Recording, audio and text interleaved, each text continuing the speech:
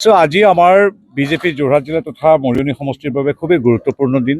আজি কেইবা শতাধিক আমাৰ নেতৃস্থানীয় ব্যক্তিয়ে ভাৰতীয় জনতা পাৰ্টিৰ নীতি আদৰ্শ নৰেন্দ্ৰ মোদী ডাঙৰীয়া তথা ডক্টৰ হিমন্ত বিশ্ব শৰ্মাদেৱৰ কাৰ্যপন্থাৰ প্ৰতি সমৰ্থন জনাই ৰূপজ্যোতি কুৰ্মী তথা আমাৰ সামগ্ৰিকভাৱে বিজেপিৰ হাত শক্তিশালী কৰিবৰ বাবে ইয়াত বহু শতাধিক শীৰ্ষস্থানীয় নেতৃবৃন্দ আৰু সমাজৰ বিভিন্ন ক্ষেত্ৰৰ লগত জড়িত ব্যক্তিয়ে আজি বিজেপিত যোগদান কৰিছে। ইয়ে সূচায় যে প্ৰতিনিয়ত কিদৰে আমাক অসমবাসীৰে যে আশীৰ্বাদ দি আহিছে, এই উপস্থিতি এই যোগদান আচলতে আমাৰ বাবে শক্তিদায়ক আশীৰ্বাদ স্বৰূপ হৈ পৰিছে। এইদৰে আজি মই 3টা যোগদান কাৰ্যসূচীত অংশগ্ৰহণ কৰিছোঁ কেৱল মৰিয়নি সমষ্টিতে। এই সহস্ৰাধিক লোক আহিছে আজি এখন সুৰক্ষিত অসমৰ বাবে, বিকশিত অসমৰ বাবে।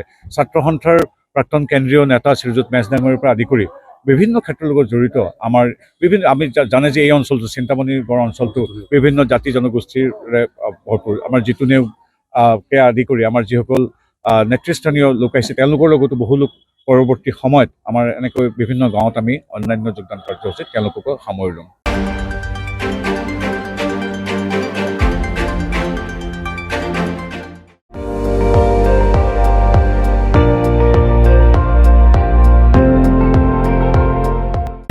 আপুনি চাই আছে ND24, সৰ্বশ্ৰেষ্ঠ নহয় সৰ্বোত্তমৰ দৌৰ।